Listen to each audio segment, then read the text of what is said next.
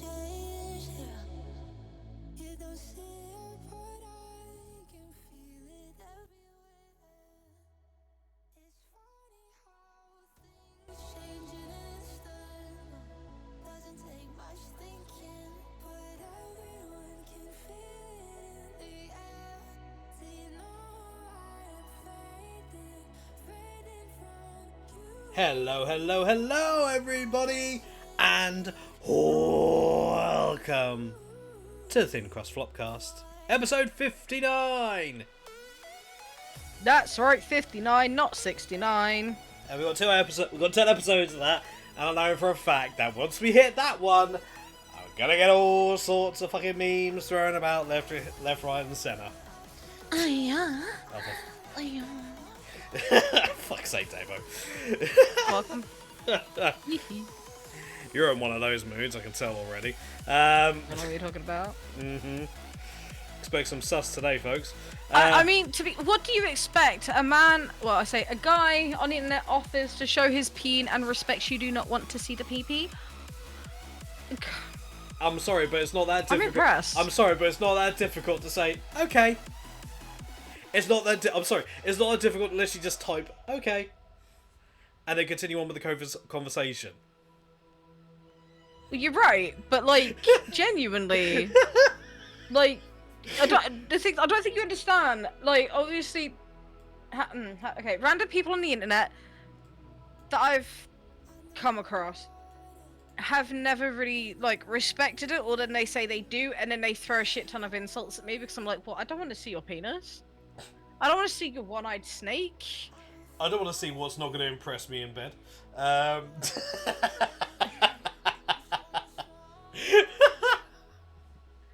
You know, he respected it, even apologised for, you know, entertaining the thought of asking. I was like, it's not often you come across a bloke that, you know, respects that somebody don't want to see the penis.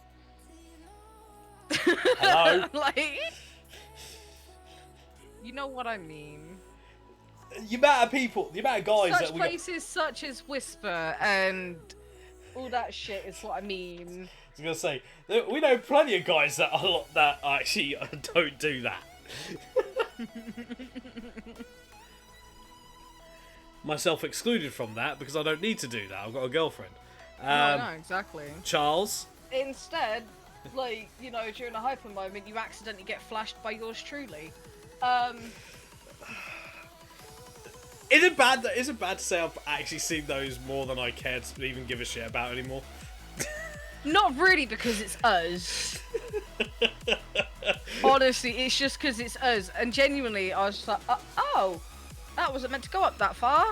I'm just like, bear in mind, I'm just actually getting ready for... But this is what we were getting ready, and we were hanging out with Saphira at the time, folks. Yep. And literally, I'm just like, all of a sudden, Damo was like, boop! It's like, for fuck's sake. I was only meant to show underboob because I was talking to Saphira about something to do with tits and not wearing a bra. And then an accidental flash happened just as chaos looks over, so yeah. Yep. Some would say... But that's how close we are. We don't judge each other for it. Others would say I have the best timing. I say I got the worst of timings. Yes. Definitely. But ladies and gentlemen, welcome. We do occasionally talk about video games here and the various things surrounding them. Joining me today, as always, ladies and gentlemen, is the controversial cat maid and my lovely co-host throughout this entire fucking thing. Ladies and gentlemen, it's the one, it's the only, it's Dabu! What's up? No, you can't see my boobs. That's for a completely different site. Fuck off. No, if people want to see that shit, they've got to go to a completely different site, not yours.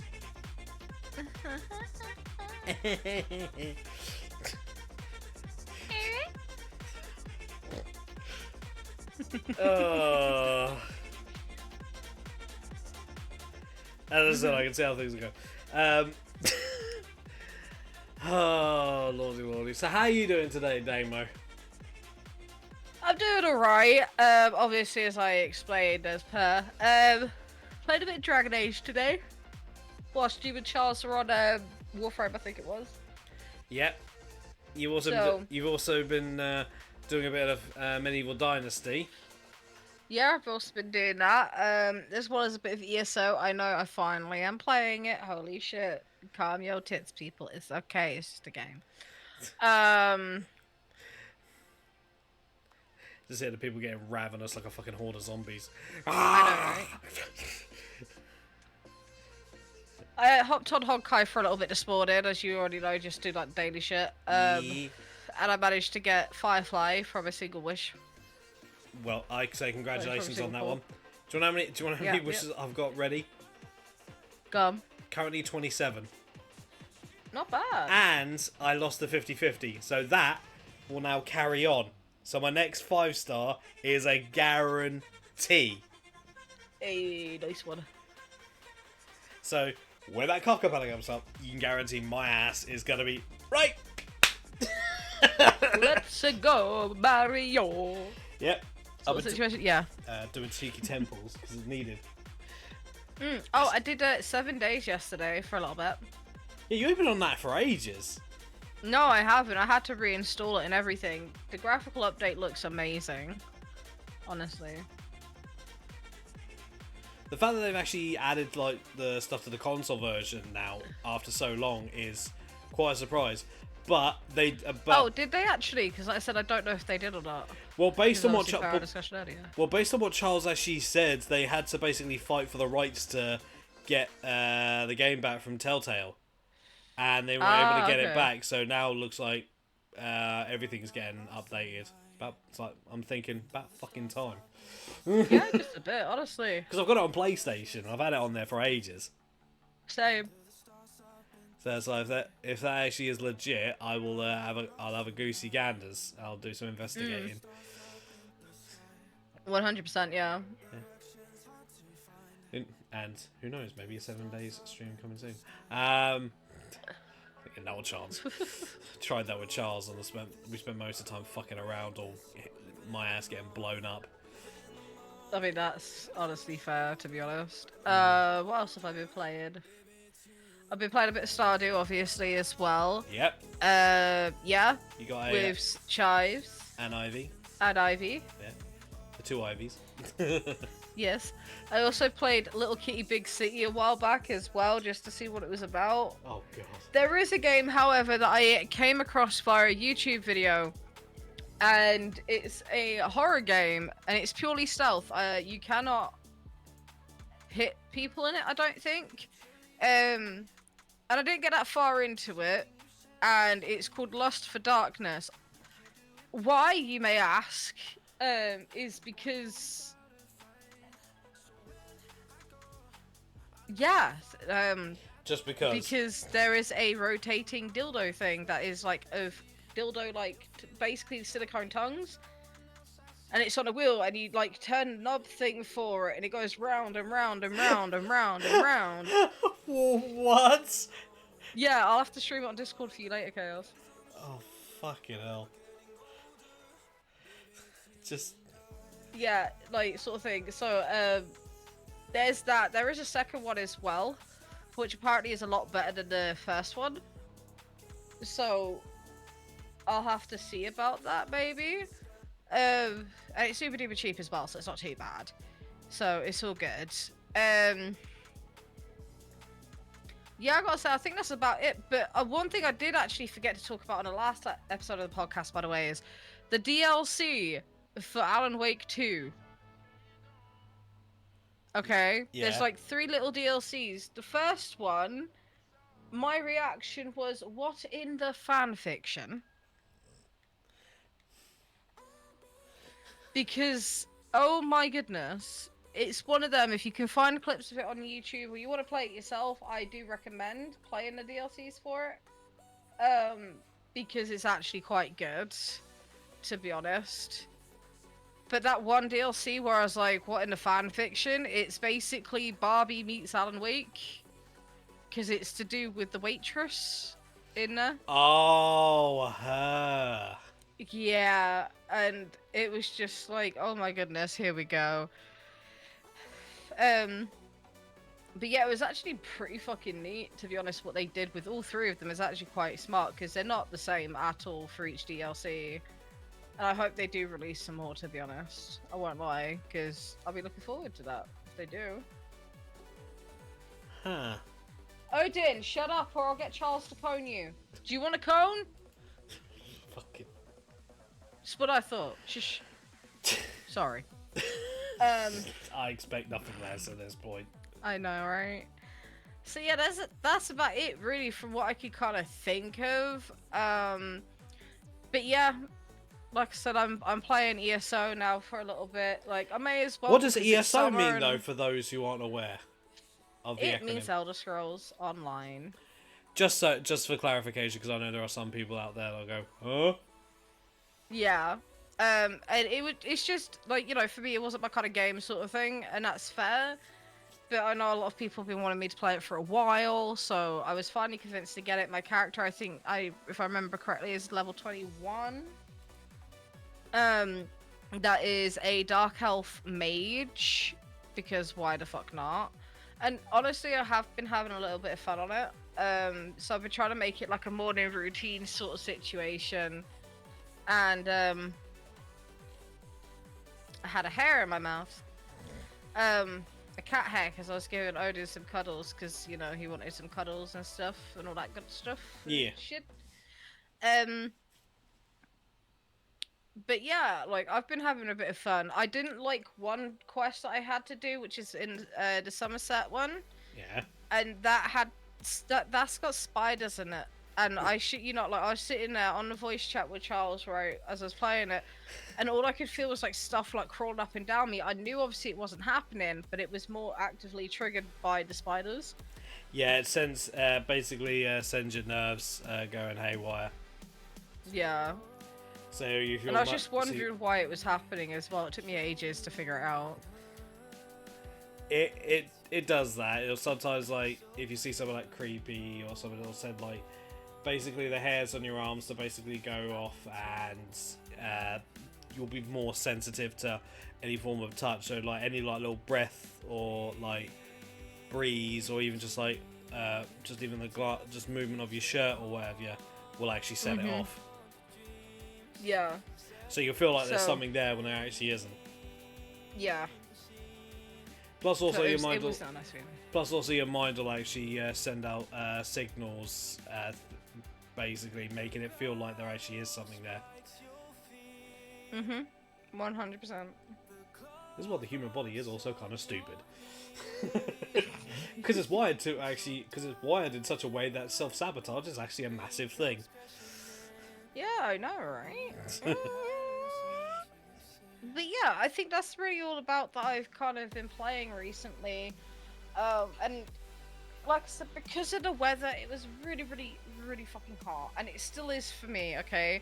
I am not built for this weather. I never have been, never will be. And that's just never going to change. I'm ginger. Do you think I'm built for this weather? My guy, I'm quarter Scottish. And instead of having olive skin like both my parents, the biological mother and my father, I have the Scottish genetics. I burn. I've got no hair on my head. If I get sunburn on there, I'm screwed. Oh, yeah, that's true. That's why you need to lather up with sunscreen. Yeah, I got caught bad one year. Fucking hell. Could not wear headphones for a while. Can imagine. It's a pain in the ass. Yeah. But yeah. Alright. But yeah, that's about. I think that's about it. Really. So. Yeah. What about you? What you been playing? Well, I've been actually on a variety of games over the past couple of weeks. Starting from Earth Defense Force, just because I felt like blowing up giant insects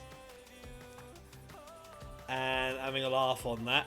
I got to because I've been playing Earth Defense Force 4.1 and 5 Iron Rain, and 4 looks like it's built to be more goofy, whereas 5 looks like it's built to be more serious. I could definitely say that, considering I ended up on a mission where I've just taken out a bunch of like alien things and attacking from behind, giant jumping spiders. So those were fun to shoot out of midair. So that was fun. I've also been, with Charles the other day, was doing Payday 3, the new missions. Trying to get that done. Charles managed to actually get it done without me being there. He managed to find 4 randoms that basically decided to ninja the fuck out of it. So, well done, Charles. I've also been on Phantasy Star Online 2 New Genesis, getting some stuff done because they're, apparently they're going to be releasing some stuff on there that will make it so you can level up a class from level 1 to 87 in an instant. So, curious about that because I've got a few classes I wouldn't mind doing. Obviously, those of you who have been seeing the streams, I've obviously been doing Star Rail and doing the story stuff, and I'm now caught up. Finally, to which to annoyance of many people. The game that I've kind of been playing the most at the moment is Monster Hunter Stories 1 and 2. One I've been playing off stream, and 2 I've been playing on stream. And Lion now has the game as number 2. Hey, nice. So I'll actually have someone I can actually run on there, Defo. So that should be fun. He's getting actually close to the multiplayer, so be able to help him get maybe some of his own fire-breathing dinosaurs soon. Deal with a very angry Anjanath. I've also been building up the Bullmurph, aka Baconator. I was on there yesterday, just literally leveling up Baconator and actually trying to build up his defense so that he's not a glass cannon. Currently, he's got the most attack out of anyone on my team. But at the minute, he's also got the least amount of defense on the team. And I'm trying to actually sort that out. There are items you can get to increase the defense, so trying to find ways of getting those. So hopefully the reality of actually taking Baconator all the way to the end will actually not just be me having him there carrying an extra, well, basically taking up an extra party slot, but him actually carrying his own weight. I mean, it also helps the fact that I also gave him his own healing ability as well, so makes the job 10 times better. And today I have been jumping back on Warframe, trying to build up to the new Jade Shadows update missions they've also just brought up. Charles showed me basically the premise of the whole thing yesterday, and I like it. So was on there for quite a bit today and got a few missions done. So I'm starting to make progress as well as level up the frame as well as some of the gear. Had to resort out my upgrades because apparently there was some upgrades apparently that caused some bugs to happen. So some people basically have had to resort out their entire setup, which it happens. Yeah, I do remember you saying that yesterday, actually. Yeah, so that's that sorted. I've also been on Xenoverse 2. Actually working my backside off on that one, so those of you who actually caught that stream. And actually getting the DLC story done. And the most recent DLC actually had a fair good amount of story on it. It wasn't just like 5 missions and then done. It was quite a few, with some rather annoying, challenging fights as well, and some pretty good cutscenes to boot too. So Nice. But yeah, I've been on a fair bit. God,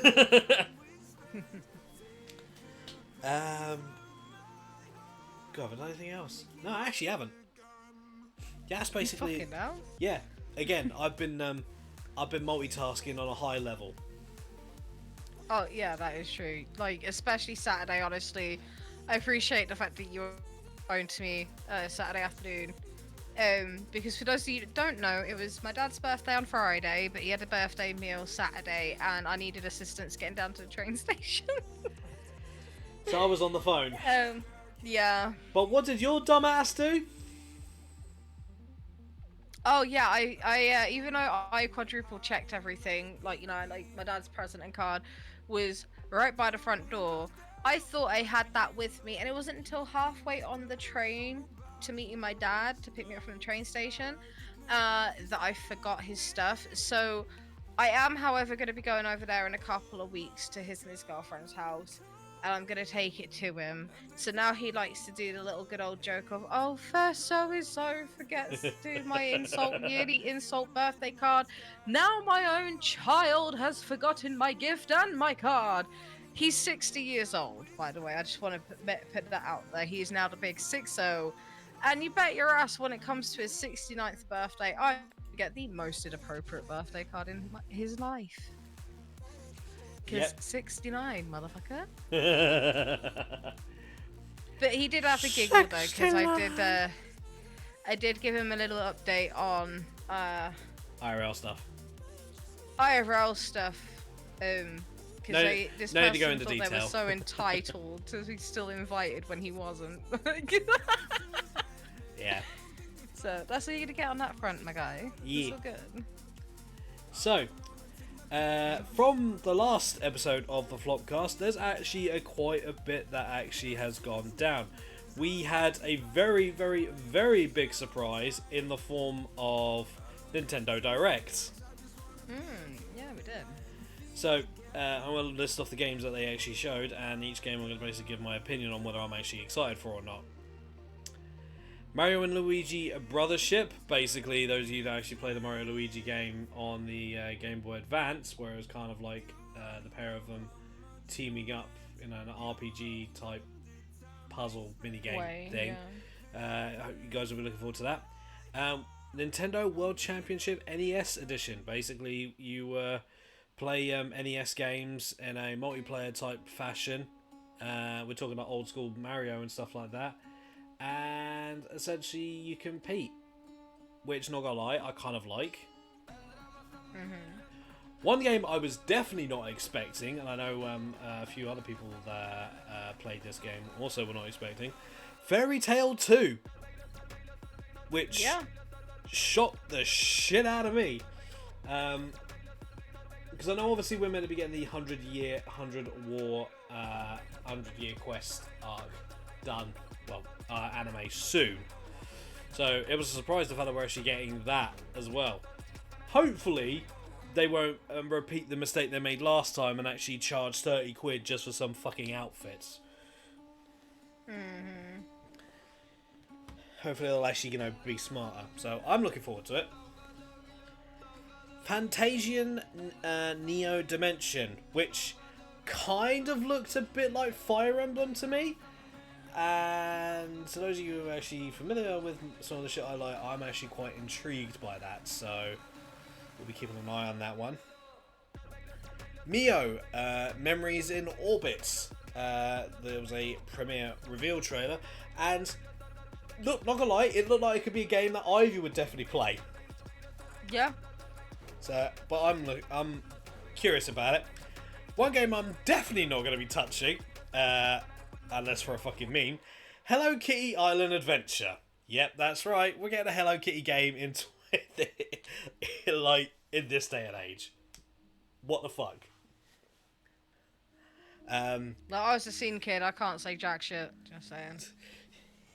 You were also Club Penguin. I was Club Penguin as well. Yes. In terms of things, I think Club Penguin is actually a bit more dignified than Hello Kitty at this point. Yeah, that's what I said. I can't say shit. Yeah. Looney Tunes Wacky World of Sports. That kind of just says it all for itself. There's an update for Among Us. They've added some new roles to the game.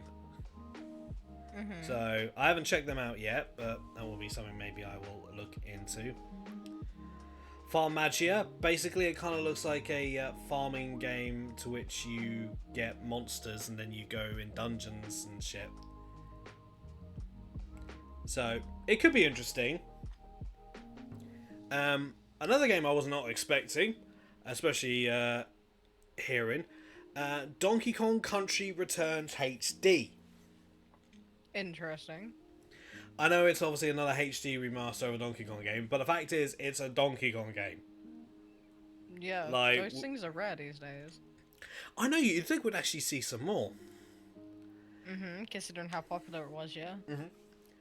One series I heard that they might be doing, but I was not expecting to actually see a reveal and a release date of, was Dragon Quest III HD 2D Remake, along with Dragon Quest 1 and 2 2D HD Remake. So, again, that surprised the shit out of me. So, you can imagine my ass might be on that at some point. One game you will not see me touch, though, Funko Fusion. Yes, a Funko game. And not even all the Funkos, only about like up to 28, I think I saw. The new Denpa Men, I haven't got a clue what that's really about. It kind of looks like just a bunch of Miis running around. Another old series getting a new game, Metal Slug Attack Reloaded, which launched literally not long after the Nintendo Direct. So, anyone that played the Metal Slug games, we've got something new. Darkest Dungeon 2, to those of you who actually played the first Darkest Dungeon game, will be interested to obviously know that there is a new one coming. Way nice. A game from PlayStation 2 era, a rare JRPG one that really didn't go too far. Phantom Brave, The Last Hero. I actually was surprised to see this on that list of games. I honestly was not expecting it. So I will definitely probably be having a goosey ganders. There's an update for Disney Illusion Island. So if you got that game, hopefully you'll be joining on that one. We're also getting Marvel vs. Capcom Fighting Collection. So basically a bunch of Marvel vs. games, all on one bundle. And it will actually have online play as well as regular. So if you actually enjoyed playing the old school MVC, then you'll be able to actually do that.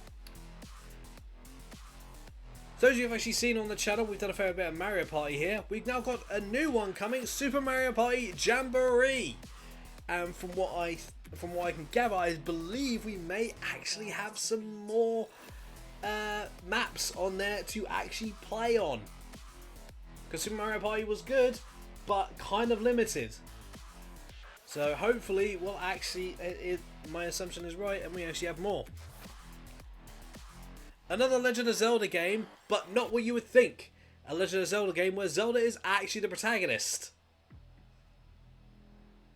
So, we got two of the main female leads in Nintendo IPs actually getting their own individual games.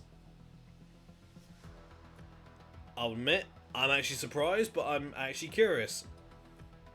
I gotta say I'm surprised too though, because it's not often, if anything, it's quite rare that they bring like stuff like that out now, you know? I know, and considering we're in a age where equality is sorely meant to be more of a thing, and it's like we've not had anything like that up to now. It's like you thought that would have happened, especially considering some of the other main female leads from Nintendo IPs like Samus. You know, and Bayonetta. So, you know, like, quite surprised on that one. So, we'll be interested to see how well that actually goes. I imagine that will probably, like most Zelda games, actually sell like hotcakes. Oh, 100%, yeah. One game I don't think will do that well. Lego Horizon Adventures. That's right, Horizon Zero Dawn is basically getting Lego-fied. Not much else I can say on that one, because it says it all. I think, personally, it can go either way. But I don't really know. Lego games are one of those, it's like Marmite, you love it, you hate it. Well, here's the thing. Yeah. I've not got a problem with Lego games. I think some of them can be literally hysterical. Hmm. But when they make Lego games out of something that's really not needed, it's like the Horizon series. It's like I don't think it really needed that, to be honest. Hmm. But who knows? One game that many cat fans will be happy about, Stray, is coming over to the Switch. Yeah, it is. So if you guys want to put yourself through some tears, then you can do with that one on the Switch while on the go. So you can be on the bus playing that game and you beat it, and you might have some people come up to you and go, "Hey, you okay? Why are you crying?" It's a fucking cat. Bruh. Not just you. I know plenty of people that actually cried at that bit. So I know, that's why I was going bro. Another thing I wasn't expecting. Yeah, this Nintendo Direct actually surprised the crap out of me. Tales of the Shrine, a Lord of the Rings game. Basically, you, I think it's like a management type game where you basically, or a Sims-like game where it's essentially, you basically take control and build up the Shire. So you work with all the hobbits. Okay. A game I don't think I needed to see again. Just Dance 2025 edition. Enough said on that one. For those of you who are familiar with the term objection, will be happy about this one. Ace Attorney Investigations Collection, where instead of actually playing on the defensive side, you play on the prosecution side. Yep. And a game that's on the collection is one that actually had not come over to the West yet. So, first time actually having a Western appearance for one game. And a lot of people were wondering if we were going to see something like this. And ladies and gentlemen, they came through, but they've said it also a few other times. Metroid Prime 4 Beyond. They showed a bit of gameplay footage as well as some other bits on it, announcing it at the end of the Direct. So we are seeing possibly another Metroid game coming out next year. My thought overall on the Nintendo Direct, there were some people actually felt it was a bit mid.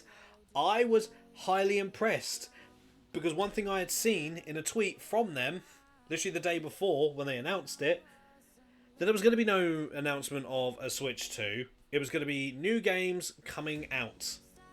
Now, obviously, apart from obviously the Disney Island update, it was actually all stuff I was not expecting. So, in grand scheme of things, thumbs up Nintendo. You guys actually did good on that one. And it kind of goes back to what I said several weeks ago, how when it comes to like showcases, PlayStation and Xbox is literally, oh, what's it going to be? Oh, maybe one or two games catch my interest. Nintendo Direct, there's always something actually good to look forward to. And not only that, we've also got, at some point, no doubt, we've got Pokemon Presents coming probably in the next few months, which some rumours are saying. So we've still got probably more coming. So, in terms of actually keeping fans intrigued and always liking, Nintendo seems to be winning on that front.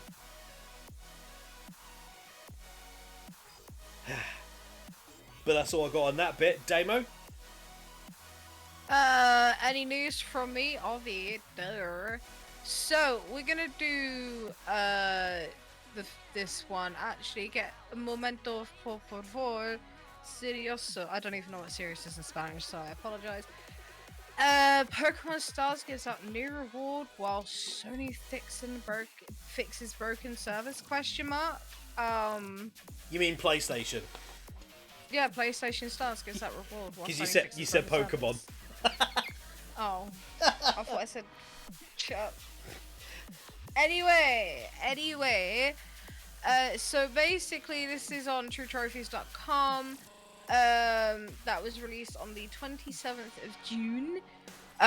Basically, despite PlayStation Stars being broken for the majority of June 2024, PlayStation Stars has gifted subscribers an offline campaign reward behind the scenes. You might not be able to see the latest PlayStation Stars campaign in the PlayStation app, but that doesn't mean subscribers aren't still taking part in them. A recent report shows that a surprise PlayStation Stars offline campaign reward, oh my god, the yawnies, has recently been gifted to players, even if they can't see it right now. In the same report that confirmed that some PlayStation Star subscribers had lost points during 2024 outage, we uncovered an interesting detail. PlayStation Star's campaigns still seem to be functioning as intended, which is a surprise seeing as PlayStation Stars has been broken for, well, at this given point, about just shy over a month. Yep. Just checked. So Still down. yeah, and it also says, as you can see from the screenshot above, a new PlayStation Stars campaign has gone live called Ghostbusters Frozen Empire Comes Home, a crossover campaign that was previously announced on the PlayStation blog. Would be nice if we could fucking see it. Right, exactly. As you can see, this Ghostbusters theme campaign went live Thursday, June 20th this year, and was completed the same day, something that shouldn't have been possible given that PlayStation Stars was unavailable at the time, and a campaign reward, a collectible called Mini Puffed Mischief, should now be seen in many subscribers' digital collections, although due to, the PlayStation Stars being offline at the moment, you're unlikely to see it. The crossover campaign was far from the only new campaign added to PlayStation Stars in June 2024, and there are many PlayStation Star Days of Play 2024 campaigns that went unfinished due to the outage. However, this campaign was likely set to auto-register subscribers so we could complete it without having to use the PlayStation app. If you're hoping that this new campaign suggests PlayStation Stars will be fixed soon, I wouldn't get your hopes up. More likely, it seems that the front end of the PlayStation Stars is offline, while Sony fixes some mysterious problem in the back end. Meanwhile, all previously scheduled campaigns seem set to continue running, even if subscribers can't see them. It's just a shame that we can't activate any new PlayStation Star campaigns and continue earning points right now when PlayStation Stars is fixed. Make sure to use our PlayStation Stars guide, blah, blah, blah, blah, blah. Which I didn't need to read out that very last bit, but it's all good. So yeah, which is kind of ironic, all things considered. I believe, Chaos, you have the article where they stated that they were shutting down PlayStation Stars, and now this, it's a bit weird. Yeah, I have looked into it, and based on what I'm seeing, that was just a wild rumor for the most part. Oh, okay. That's All not, right. There's nothing actually confirming that, but the fact is, it's like, I'm sorry, but usually if something goes down, especially even something on the app, or an app for a system, especially like PlayStation, you'd think it would be, it would maybe be down for maybe like a week or so, and it would be back up again. Maybe they have to do a couple of updates here and there just to make sure it's fixed. The fact that it's been down for over an entire month, I'm sorry, but that's not acceptable in any way, shape, or form. It's literally your reward system that you're now saying, oh yeah, no, you can't access it. Like, I literally just went onto the PlayStation website to see if there was any news about it. And all it basically said was, it's currently not working. You need to be 18 or you need to be over 18 or over, and in a region that PlayStation services are actually available to be able to access this. Motherfucker, I'm over 18 and I'm in a region that I know it can be accessed. Yeah, I can't fucking access it. What's your excuse? Right? Exactly. That makes no sense whatsoever, like, honestly. And I'll even just double check as well right now, okay? I'm just going to get the PlayStation app and see if it still says it's broken, which most likely it will. Yeah. And it does. PlayStation Stars is currently experiencing issues. Our engineers are aware of the issue and are working on a solution. My guy, I'm missing out on so many points with how much I have spent. Well, apparently the points are still going through. We just can't access it. Yeah, well, I want my points. I want to be able to get my sweet, sweet fucking £20 voucher at some point. So I can pre-order games. I'm sorry. They say that the maintenance team are fucking aware of it. Are they? Everyone seems to be talking about it, but PlayStation, they don't seem to be saying jack shit. Exactly. I'm sorry, but I know we've bitched and moaned about like the company's actually fucking up on a major way, but what the fuck? I'm sorry, but if Xbox pulled this shit on their reward system, that'd be up. Like, everyone would be up in fucking arms. Yeah. Like, literally, everyone would be up in fucking arms. I guarantee that shit would get fixed within a week. Squid. Anyway, sorry, I just saw the word squid. My bad. I'm And PlayStation, Yeah, continue. and PlayStation Stars down for a month. We don't hear a fucking dicky bird. Nintendo has a reward system. That fucking works perfectly fine. If that went down, guarantee that'd be fixed in no time whatsoever. Like, seriously, all these reward programs that are meant to basically, encourage people to actually purchase stuff on there. PlayStation, that's literally meant to actually be currently meant to have actually been selling out. PlayStation 5 are currently meant to be selling out way more than Xboxes as it currently stands. And yet, their reward program, which they actually were trying to get people to sign up to, is then down for those of us actually signed up to it because we saw the actual benefits of it. And they are telling us we can't access it. And I'm just on Twitter seeing if there's any form of information from PlayStation themselves. All I did was type in PlayStation Stars because, sometimes they'll respond to other people. Occasionally. And someone by the username RealRadek says PlayStation Stars has now been offline for 25 days, which means this outage has now lasted longer than the infamous 2011 PSN hack, which lasted 24 days. Do you think PlayStation Stars will return, if ever? That, I forgot about that. It's kind of hard not to forget about that. Like, the PlayStation Stars has their PlayStation Stars has their own Twitter page, right? PlayStation Stars info. Right? Their last update was on the 10th of June.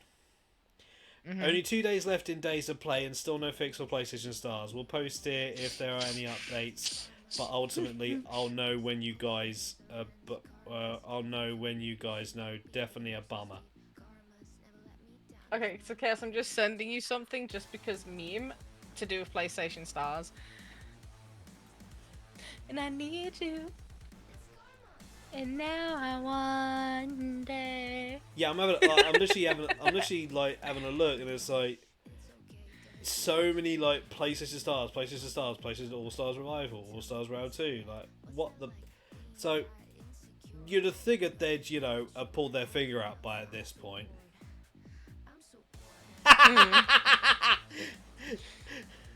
Yeah, there you go. Yep. So we have no idea how long this is going to be how long this outage is going to go on for. This is beyond a joke.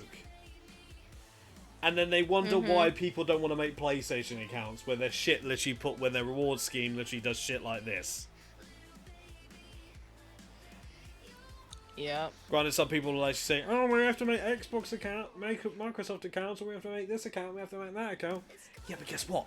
That shit actually fucking works. Right.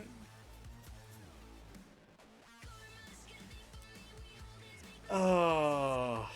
And the way I see it as well, by the way, is if I didn't have as many games as I do on PlayStation, you bet your ass I would have. I can't believe I'll say this. You'd have got an Xbox. Yeah. Yeah. I completely understand. I'm exactly the same, except I do have an Xbox.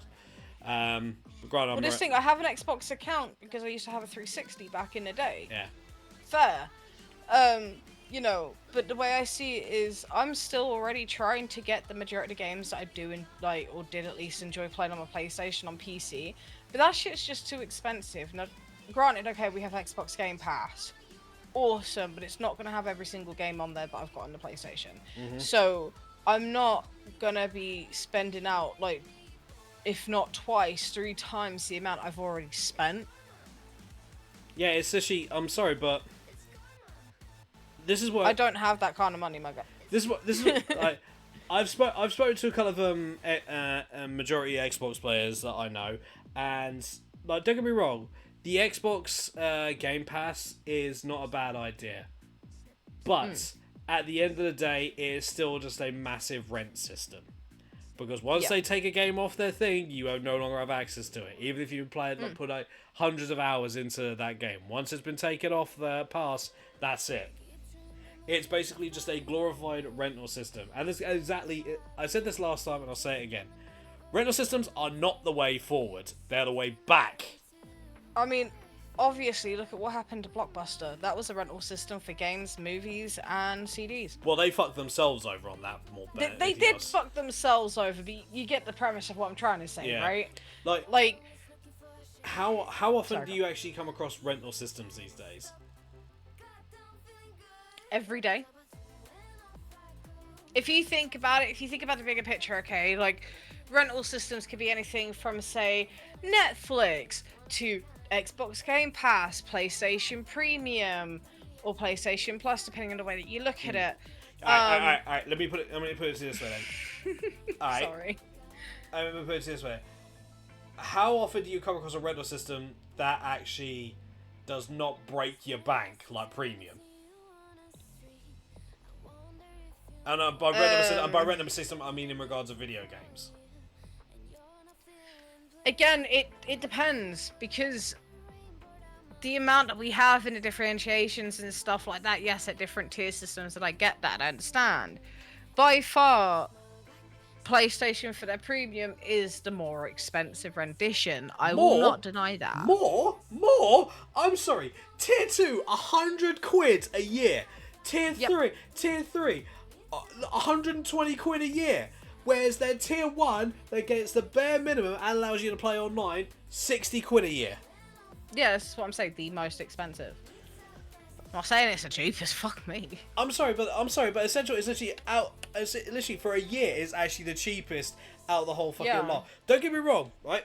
If you want real cheap, if you want to actually pay for a yearly service with extras, you'd be better off playing for Nintendo Plus. Why? Yeah. Because you get basically access to be able to do stuff online. You also, if you play for the year plus stuff, you get basically a bunch of stuff for Animal Crossing and a few other games, and you also get access to the emulators for free. And how much that will cost? 35 quid a year. Yep. 35 quid a year. How is it that Nintendo gives us more of what we're after and is actually making people a lot more happier? That PlayStation and Xbox charges a fucking arm and a leg to the point we'd have to sell probably several kidneys just to be able to actually play AAA fucking games that people will play for about maybe a month and then get bored shitless of. Yeah. And this is the thing, and I'm not disputing that by any means. I just want to make that very clear. And this is the thing. I don't know if you've noticed, and sorry for going on a tangent and the whole subscription services for a second. Oh, right? Go for You it. never used to have to pay a subscription for Fortnite. You never really had to pay a subscription for even Call of Duty back in the day. No. You know, for the Battle Pass and shit like that. It was Because Battle Passes weren't a fucking thing boom. back. Battle Passes weren't a fucking thing back in the day. No, exactly. That's what I'm trying to say. Because when we got games, they were complete. Yeah. You know, so what it is for me, and this is just obviously my opinion, you know, so this is not a fact, this is just an opinion, just to clarify. Yeah. That, all these game companies, so Call of Duty, developer, not so much as Activision developers, Blizzard. but, you know, the Activision Blizzard, Fortnite with their Fortnite Epic. crew, and all the other games that have the battle pass that you physically have to pay for, have obviously seen, Xbox makes X amount of money for their Xbox Live, or I think at the time it was Xbox Gold. You know, like over time and stuff like that, even with the PlayStation Plus stuff when that first got introduced. So over time, it's just accumulated going, okay, well, we'll make one too. So you get one free outfit, you get 1,000 credits. Fuck knows what you get with fucking Call of Duty. Don't really give a shit. You know, and that's how they make their money. Yeah, skins, there you go. Yeah. You know, that's how they make their money and make a profit from it. When in actual fact, like, the fuck? I'm probably paying for subscriptions. Now, bear in mind, this is purely through my phone. I have to still pay back each month. Okay? What would normally cost me £60, minus the little tidbits I get for myself, like video games and stuff, which I tend to try and wait for when they're in the sale specifically, so it doesn't go this high. This month, I am looking at, for my phone bill, is around about £200 to £250. 2 months ago, it was £350. And that was mainly about £100 to £150 of that was mainly subscriptions. Should I cancel them? Yes. Do I specifically know how to? Not really. And by the time I do remember, I kind of forgotten how to do it. So that's a me issue, and I have to work on that. But at the end of the day, not everybody can afford all these little, like, subscriptions. Everything, in my opinion, I feel like is becoming pay to win. No, And I don't like that. No, literally, the gaming industry, it's reaching a point where it's no longer play with your friends. It's pay if you want to be able to literally just like here's like this Pay is if you want, like, pay to live basically. It literally we're becoming literally the game industry is literally becoming worse than the TV industry yeah. at this point. Because fuck me, at least because one thing they wanted to actually introduce, like that some companies are saying that they're planning on introducing, is adding adverts mid fucking game. I'm like, I'm sorry, what? I'm sorry, if you introduce an advert whilst I'm trying to play a horror game, I'm gonna laugh and then I'm gonna complain for about an hour. Like you play, like can you imagine playing Silent Hill 2 remaster and all of a sudden you're part of the way through, you just experience like really some like scary shit. Your heart's going 10 to dozen, all of a sudden pop up from the side a fucking advert for Domino's. Well, this is the thing, like, any form of advert. So, like, a lot of the ones I get on YouTube, which I still don't understand their algorithm in terms of their advertisements, is either BMW, Domino's, or Clear Blue pregnancy tests. Domino's I can understand. I do like me some pizza. I understand that respectfully. I do not drive. I don't plan to fucking drive, okay? Hey. And I am not wanting to have child. The fuck you mean? Alright. You think that's bad? You know what YouTube's actually planning on doing soon and what they've announced? And they're testing currently. But God. They're testing to basically make it so ad blockers no longer work on their site. Oh, they've been trying to do that for years. No. They've announced that they're almost close to finishing it. They're close to finishing it. They shouldn't have done that. They should not have announced that. Yeah. Well, actually, they didn't really announce it. An ad blocker site was known for being used in regards to YouTube has announced what's basically happening. So YouTube didn't even make the announcement. The ad blocker site did. Ah, I see. Yeah, so either way, YouTube are fucked up because someone out there is just going to make an even better one to bypass it. Well, we'll see about that one. But yeah, to get us back onto original topic, PlayStation Stars still down after a month. They need to fix their shit quick. Yep. Moving on.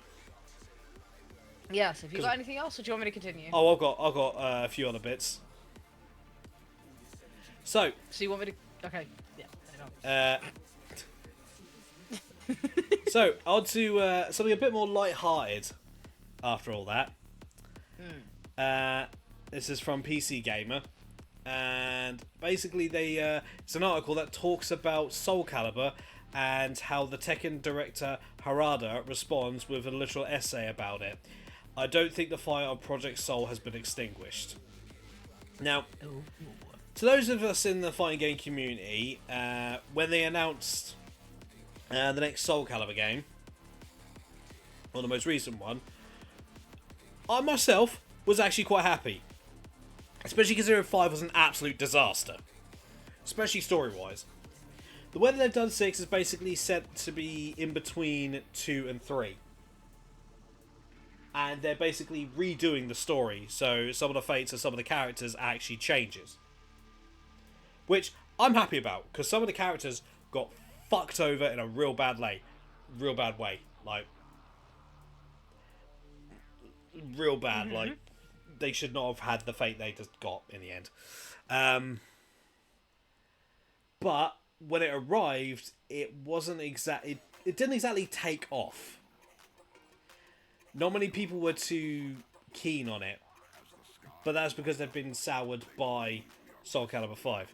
Now, obviously, Soul Calibur is also a game that is also done by the same company that does Tekken.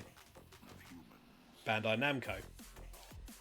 And Harada actually believes that it's tough. It can be quite tough to actually keep up with how things are in the fighting game community.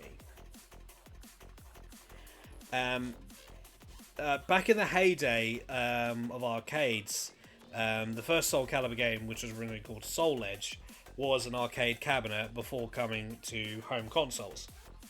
aka PlayStation 1. To which they then also put on Dreamcast. It's... With the way that the flow of fighting games have actually turned out, it's quite difficult now, because you got people who literally were casual players now fighting on such high level competitive scenes. And there wasn't really much demand for competitive Soul Calibur. And that's not Soul Calibur's fault. Well, kind of is and kind of isn't, I would say. It is kind of what they did with 5, like, because they really screwed the pooch on that one. But what they gave us in 6, for me, it made up for it. Because the DLC was not expensive. They had roadmap for when the DLC was actually going to be coming out. And it wasn't just the character, they gave us extra stuff to go along with it as well. For character customization. And they basically gave us free reign, and some people made some amazing characters. Some people made absolute monstrosities, like yours truly. And then there was the PC players who, with mods, basically made it so you had US presidents fighting each other. Mm-hmm. Which is a good thing, like, because it basically was still creativity on such a high level. Now, it has been asked, why has Tekken 8 been more successful than Soul Calibur 6? Well, I'd have to say, because at the time of Tekken 6, Tekken 5 and Tekken 6, it was kind of hard to actually like Tekken. Because the system... Well, the story and the system kind of went way too... It became a bit more difficult to actually enjoy the games, as it were. Like, story mode, you basically were fighting... Like, you get to the final part, and you literally go up against basically monster bosses that can one-shot you. And that can be pretty disheartening. With 6 then having you basically go up against a fucking god. So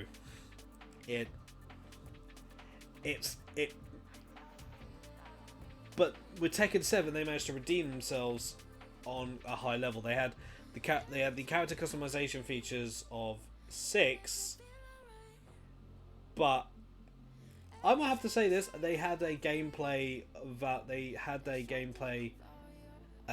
redemption that felt equivalent to 3 and 4, like back in the heyday.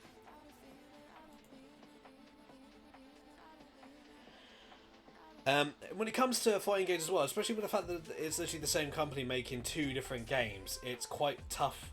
Like, obviously there's the Soul Project team that do their absolute best. I would love to... Harada also believes that Soul Calibur is not dead. That we will see more from it soon. And I'm hoping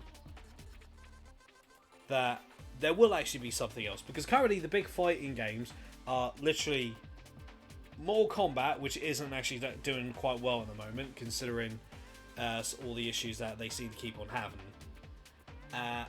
Street Fighter 6 and Tekken 8. So we need something else in there for something different. Because currently, as it stands, all the fighting games are literally fists and martial arts. Soul Calibur was actually something different because it had weapons. So I'm with Harada. I definitely want to see like more from Soul Calibur. And I imagine we will. Oh, 100%. If he says that it's not finished, it's not finished. we'll definitely get some stuff. So. Well, Harada's the director of Tekken, so the fact that he's actually saying that himself is like quite. It's reassuring. It is reassuring to have someone like him say that. And hey, Inventor, I hope you enjoy your food, mate. So, Damo, Yes. what you got else for us? Because I know you got a few things. Oh yeah. Anyway, so this is gonna be Baldur's Gate related because I I'm at the band Baldur's Gate related news until it's actually something major. Oh, fuck off. Anyway, this is from Dexterto.com. Baldur's Gate 3 player finds a brilliant way to rob NPCs. Which is more so within the... I mean, it's not so much Act 3, but it's... You know what I mean. Anyway. So, a Baldur's Gate 3 player shared their trick on robbing NPCs, which makes clever use of a powerful cleric spell. Baldur's Gate 3 allows players to interact with its world however they see fit, meaning you could be a law-abiding citizen or an unrepentant criminal who steals whatever they want. However, those who take the latter route will need to get creative to avoid facing consequences of their actions. One popular method for pickpocketing NPCs involves casting the spell Hold Person and talking to them, allowing another character to rob them blind whilst they're locked in place. Now, obviously, I'm going to have to definitely try this. Anyway, the downside is that many NPCs with the best loot, especially later in the game, are surrounded by others who will catch you in the act. Fortunately for any aspiring thieves, one Reddit user has shared their brilliant pickpocketing method that blends the Hold Person method with a surprising cleric spell, Spirit Guardians. As the poster explains, even though it does no damage to a friendly NPC, they will still forcibly walk out of the way of it. This essentially lets you sheep herd an NPC into another secluded location and then rob them blind. The Redditor also used the strategy at the last night in to rob Quartermaster Tally, who has apparently great items, which I did not know. Like the incandescent staff, shield of devotion, and various dies. Spirit Guardians is a 3rd level spell clerics can use starting at level 5. Bards can additionally gain access to it using magical secrets, which they get at level 10, level 6 for lore bards. Casting it creates a 10-foot radius of spirits around the user that deal either radiant or necrotic damage to any foes who enter its area of effect. That makes it a great combat spell, especially for defending the portal to the Shadowfell as part of Halzin's questline. However, the strategy shows Spirit Guardians has utility outside of combat, even if it's not how Baldur's Gate 3 developers expected to use it. So I'll definitely be doing that at some point. Let us know how it goes. Yeah, I'll make sure that one of the other players in the group, who may have access to Spirit Guardians, to do so I can, just go thieving on their asses. Go thieving. Right. So yeah, there's that, and yeah, I can't wait to try it out at some point, to be honest. You got another one for us? I do. This one is from Eurogamer.net. Capcom slapstick zombie mall adventure Dead Rising is being remastered, apparently. Can confirm I saw the trailer for it. Capcom slapstick zombie series Dead Rising is being reanimated with the deluxe remaster version of the 2006 original, launching for unspecified platforms at an unspecified release date. Created by Keiji Infofune of Mega Man fame, Dead Rising's first outing took a basic premise of George A. Romero's horror movie classic Dawn of the Dead, which is to say zombies in a mall, and gave it a fresh spin with a ludicrous anything-goes approach to the weaponry and undead hordes appearing in absolute multitudes. Obviously, anybody that's played this game will clearly know that. And by the way, it's Keiji Inafune. Okay, Inafune. Okay, thank you.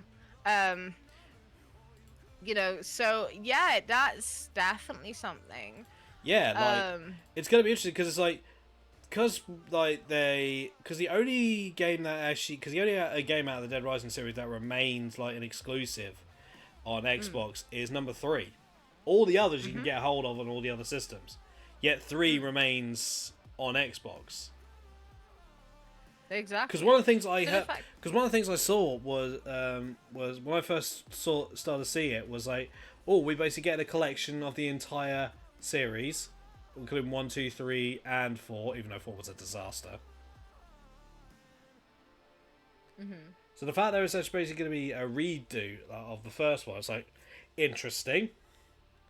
Hopefully, he'll be able to actually capture the madness that was, because we also got so we had basically 2 games that were absolutely mad that pretty much were around about the same time. Well, actually, not around about the same time. I'm talking about that they were apart, were also on the same system at one point, and that's Dead Rising with its ridiculous ways of equipping and crafting and shit, and Lollipop Chainsaw. With Lollipop Chainsaw announcing obviously it's coming out later on this year. So, I'm curious.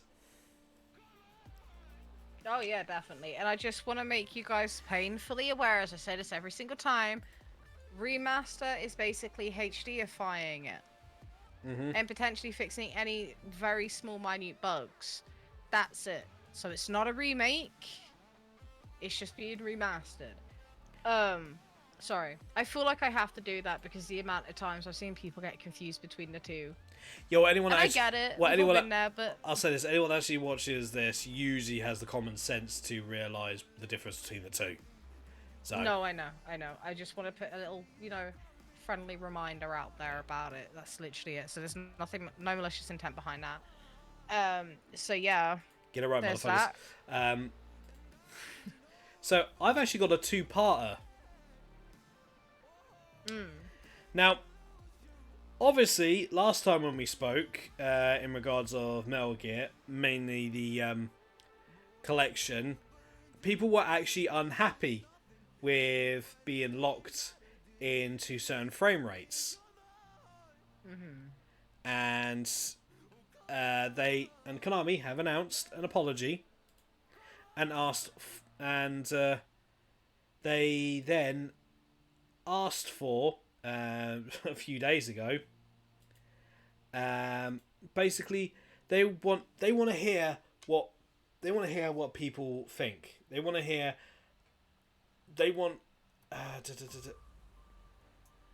They're saying that they'd love to hear people's responses. They'd love to hear what people say. And now they've also gone on record and saying they'd love nothing better than to get the OG director back. They want to have the original team back for Metal Gear Solid 3 Remake. Which is massive, considering how they treated Kojima. The fact they want to get him back says 2 things to me, and I believe you might agree with me in this demo. One, they know how bad things are, and they're messing with a legendary series. 2, they gone fucked up, and they're desperate. That's what that says to me. But if I remember correctly, Kojima has always said that he will not go back. To Konami. Yeah. Now, And it's not because, petty. No, the way they treated him, especially in terms of the Silent Hill franchise, was atrocious and was disgusting. So I do not personally blame him if he does not want to go back because, now, honey. here's the thing. Here's the thing. I think the only time he would actually, I don't think he would actually join. I don't think he'd actually go back. I think if it was gonna actually do anything, the closest it would go is collaboration. Because if it was a collaboration, that would then perk everyone's ears up. That would then cause the entire community to then go, collaboration? Is Konami actually admitting they fucked up? Are they actually begging Kojima? Because if Kojima would actually get his hands on actually working on this remake, guarantee it will probably be the best remake ever. because it would have his flair. If he was allowed to cook with that level of a budget, could you imagine? Because the original Metal Gear Solid 3, they had like little Easter eggs for Ape Escape in there, where you come across a thing and you actually can find some of the monkeys from Ape Escape running around. He had these little Easter eggs that he would put in to these games, and that's been missing. Like, we need that level of humour. And if he gets his hands, if he is able to actually, if they say, we would like for you to collaborate with us and actually direct this, please, we need your help. If he does, I hope he turns around and says, if I'm going to do this, you got to back off and let me fucking cook. My kitchen, my rules. Maybe your product, but my rules. I know people say Metal Gear series and the Silent Hill series, as well as a few others, are his babies. But because they got put under Konami's thing, they technically own it. So, as much as he would love to basically say, actually, that's my work, he really can't. Which is bullshit, but unfortunately that's the legal situation. Everyone with a common sense will turn around and say, Metal Gear Solid? Yeah, that's Kojima's work. Silent Hill? That's Kojima's work. Zone of the Enders? That's Kojima's work. Not Konami, Kojima. Because it had those things in there that make them unique. And when you look at other Konami stuff, they're not really doing anything major. Like, for me, in my eyes, the most noteworthy thing for them is literally Yu-Gi-Oh! Macedal. And that's at a stretch. But with that being said, though, after asking the community for their opinion, as I say, this is from Games Radar. The title basically says it all. Metal Gear is dead, and you killed it. Metal Gear Solid 3 Remake producer shares the honest opinions fans have sent Konami about the revival. A new broadcast from Konami has revealed a few details on Metal Gear Solid Delta Snake Eater, and the devs have taken the opportunity to share some of the feedback they've received from fans. I'm sorry, but if one of the biggest series has literally been turned around and the entire community is turning around saying that you killed it, that is tremendous. After soliciting questions and comments on the current Metal Gear state, a few months ago, Konami got an even greater response than we were hoping for, and many people shared very supportive messages, as production producer Noriaki Akumura explains. We're truly grateful for all the kind words, but on the other hand, the fans that were watching have a lot of different feelings about the series, which we understand because we're fans too. Hang on, here's the button. For doubt.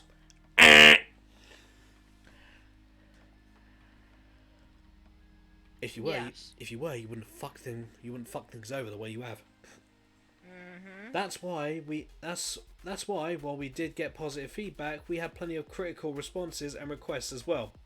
The comments were 65% neutral, 24% positive, and 11% negative. The latter category included comments like Metal Gear is dead and you killed it. You can't even do a simple remaster right. Bugs that impact gameplay should have been fixed before release, and you'll do a bad job on the next game. So I'd rather you just give up. That's saying a lot. Yeah. Okumura notes that this is tough feedback, but if this is what the fans feel, I don't blame any of them for sharing their honest opinions. And while we aren't able to individually speak to all of these concerns, I want to first of all assure everyone that we are listening. We pay attention to this feedback and we take it seriously. We'll see about that. It's worth noting again that Konami has categorized only 11% of the responses as negative. That leaves 89% as neutral or positive. But a line like Metal Gear is dead and you killed it gets at why some long-time series fans are skeptical about Konami's revival of the series. The breakup between Konami and Hideo Kojima, long regarded as the author behind the espionage series, was famously messy. A fucking understatement. The company didn't exactly put its best foot forward by converting Metal Gear Solid 5 into a follow-up like Metal Gear Survive, especially when it credited the original developers with a simple special thanks to all staff. That's one mistake Metal Gear Solid Delta won't repeat, at least. As part of the same broadcast, Okumura confirmed that the remake will credit Kojima and the original developers, since they're part of these games too. I don't know if this is the case, and if anyone actually has played the Metal Gear remakes, Metal Gear Collection Volume 1. If you have actually played those, please let us know in the comments or on Twitter if they credited Kojima. Because his name was plastered all over those games. So if they didn't, they fucked up. But the fact is they actually come out and actually stated that they're actually going to credit Kojima and the original staff for Metal Gear Solid 3 Delta. They're gonna... There was a brief mention in credits. Alright, thank you, Line. Personally, I think they should have done a bit more than that, but... Again, that's a whole different case altogether. They're gonna have to do, if they want to actually say thank you to Hideo Kojima, they're gonna need to do a lot more than that. They want to say thank you to the original team. They have to do a lot more than that. They're gonna have to show some massive respect for what that team created. How, if they actually do it, I don't know. We shall see. I don't know if I'll be playing it. I'm waiting to see how it actually looks and how it actually plays. Whether it's going to be like the original, or if it's going to be so tweaked up that I might not even want to touch it. Because as you guys know, I'm not exactly one for stealth. Unless of course I'm playing Dead by Daylight, in which case, duck and cover, urban evasion, yes please, thank you baby.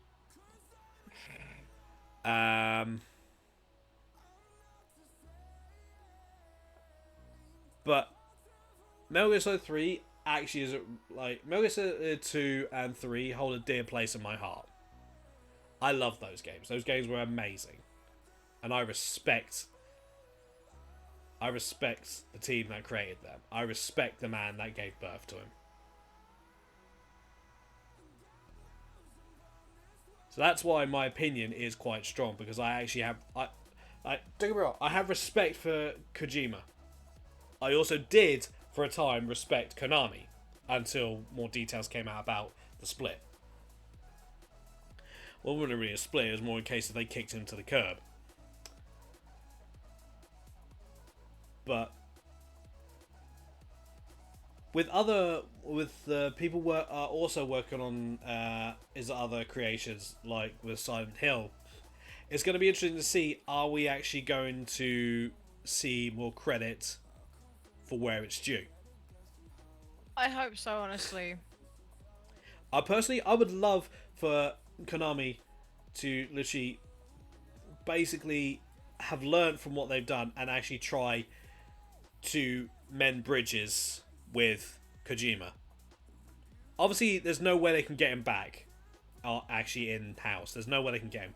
But I would love for them to actually openly say, we are sorry.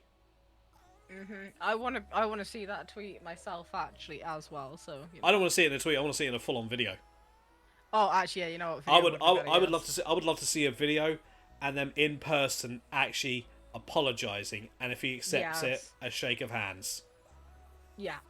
I would love to actually see that, because that would then breathe a bit of hope, not just in myself, but also in all other things as well.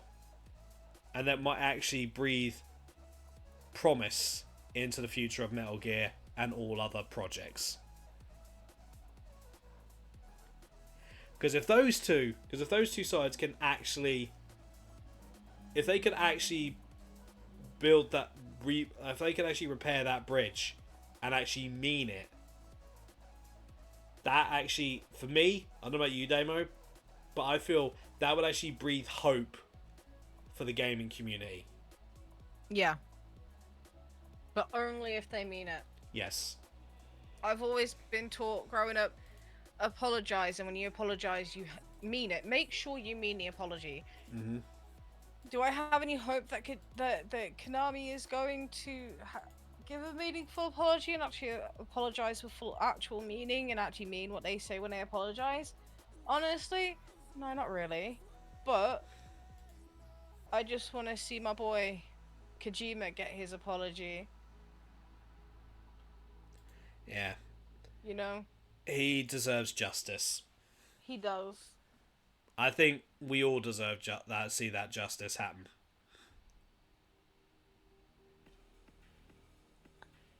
And yeah. And that's all I've really got on that one.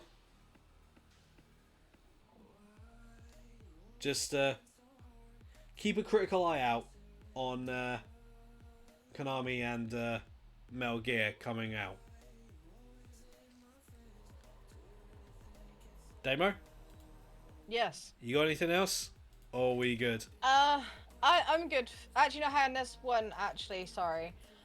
New Dying Light 2 update. This is on PCGamesN.com, so I don't know how reliable it is. I do apologize.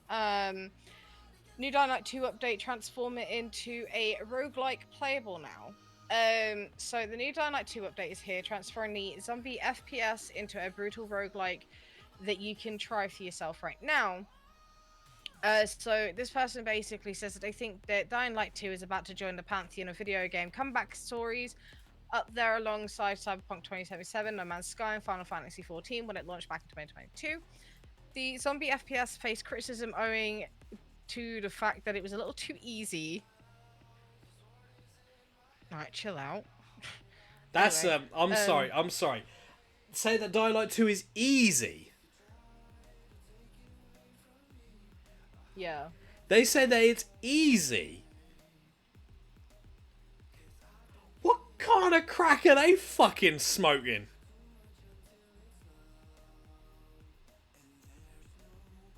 Dying Light 2 isn't easy. It's not exactly difficult, but it's not easy.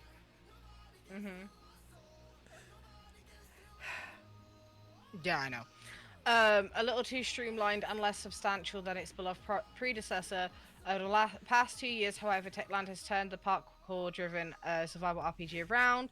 The gigantic New Dying Light 2 update represents the next chapter in an impressive redemption tale. It transforms the shooter into a brutal roguelike, and you can try it for yourself today. Basically, Tower Raid takes inspiration from the VNC mission from the original version of Stay Human. Still a zombie killing RPG and FPS game at its core, Tower Raid is nevertheless structured like a co-op roguelike. On each run, you and your pals will enter the titular tower and battle through successive floors containing randomized collection of monsters and variable loot drops. So they brought out an update that basically gives multiplayer mode, essentially. Yep. Interesting. I'll have to have a look at that. Because, not gonna lie, I'm gonna say this. I personally feel that Dying Light 2 is actually better than the first one. I feel there's more to it. That the world is actually a bit more... I wouldn't say it's much more larger worlds. I would say it's more interactive. There's more actually going on. Yeah. Like, But apparently you got to get to the top of this tower and stuff, so I don't know because I've not played it in a while. alright. Again, I'll have a look at that at some point. You got a multiplayer? Nice, Lion. But yeah, is that about it on that one? Yeah, I think so. Alright. Well, that has been essentially the news. Remember, folks, not everything that we say is based on the information we have managed to find. But remember to always do your own research. And if we miss anything, we do appreciate your feedback, so then we can be able to correct any wrong information that we may have. And if there's any updates that we may miss, we'd appreciate also the backup as well. But with that being said, that folks, we are going to be calling it end to this episode of the Flopcast. Hello YouTube, I hope you've actually enjoyed this. Yes. The next episode of the Flopcast will be on the 15th of July, 2 weeks from now. By that point, I'll be just 1 year older. Yeah. Those of you who actually were watching the initial part would have seen on the schedule that is my birthday this week. Yes, I am getting old. Oh my god. It's getting closer to Santa Claus age. Shut the fuck up, Lion. But as always, Damo, thank you for joining me. Where can people find you? You can find me over at twitch.tv/itsdamoo, over on Twitter at Party with Knives, and on TikTok it's Damoo2TV, or just remove one of the T's. It really doesn't matter, to be honest. You will know, you will understand, you will know what I mean. Anyway, so yeah. Yeah. But again, thank you everyone so much for tuning in. If you're watching this on YouTube, then I hope you actually enjoyed this and you actually have actually been watching from the start. And if you want to actually see how we've evolved to where we are now, then you can watch in the playlist. Oh yeah. Well, we started this in just in the teapot world on Genshin. Yeah, I know, right? We may have to revisit that at some point. We might have to, but then also means I have to re-download it, so I don't know. Yeah, fair point. But with that being said then, folks, I hope you'll have a wonderful rest of the evening, and we will see you all in the next one. And as always, raise your pizzas high and say it with me. Stay chaotic. Stay chaotic. And live for the challenge. Live a challenge. It will. Bye. Bye, motherfucker.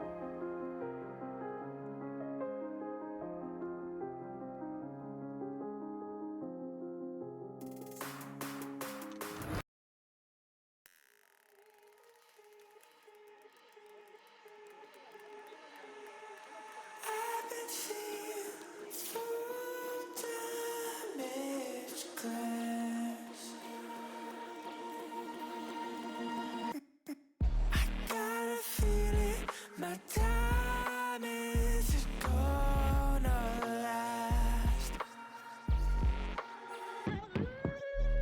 What if I tried to